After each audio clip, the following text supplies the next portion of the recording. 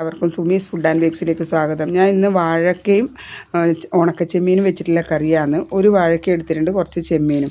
അതുകൊണ്ട് ചട്ടി അടുപ്പത്ത് വെച്ച് അതിലേക്ക് എണ്ണ ഒഴിച്ച് കടുക് പൊട്ടുമ്പോൾ കുറച്ച് വെളുത്തുള്ളിയും ഇഞ്ചിയും 2 പച്ചമുളകും കരിവേപ്പിലയും കൂടി നന്നായി വഴറ്റി അതിലേക്ക് നമ്മൾ എടുത്ത് വെച്ച കായും ചേർത്തു. ഇനി ഒരു 1/4 ടീസ്പൂൺ മഞ്ഞൾപ്പൊടിയും ഒരു 1.5 ടീസ്പൂൺ മുളക് പൊടിയും കൂടി ചേർത്തിട്ട് നന്നായി ഇളക്കി പിന്നെ ഒരാവശ്യത്തിന് ഉപ്പും വെള്ളവും ചേർത്ത് അടച്ചു വെക്കാം. ഇനി നമുക്കതിൻ്റെ അരപ്പ് തയ്യാറാക്കാം. അതിനായിട്ടൊരു അരമുറി തേങ്ങയും 2-3 ചെറിയ ഉള്ളിയും ഒരു നുള്ള് ജീരകവും കൂടി അരച്ചെടുത്ത് വെച്ചിട്ടുണ്ട്.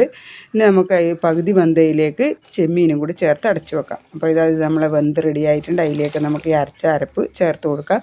പിന്നെ കുറച്ച് വാളംപുളിയും കൂടി ഒഴിച്ചു കൊടുത്തിട്ടുണ്ട്. പിന്നെ ഒരു കതിർപ്പ് കരിവേപ്പിലയും കൂടി ചേർത്ത് ഇളക്കി കുറച്ച് സമയം കുറുകാൻ വെച്ച് കഴിഞ്ഞാൽ നമ്മുടെ കറി ഇവിടെ റെഡി ആയിട്ടുണ്ട്.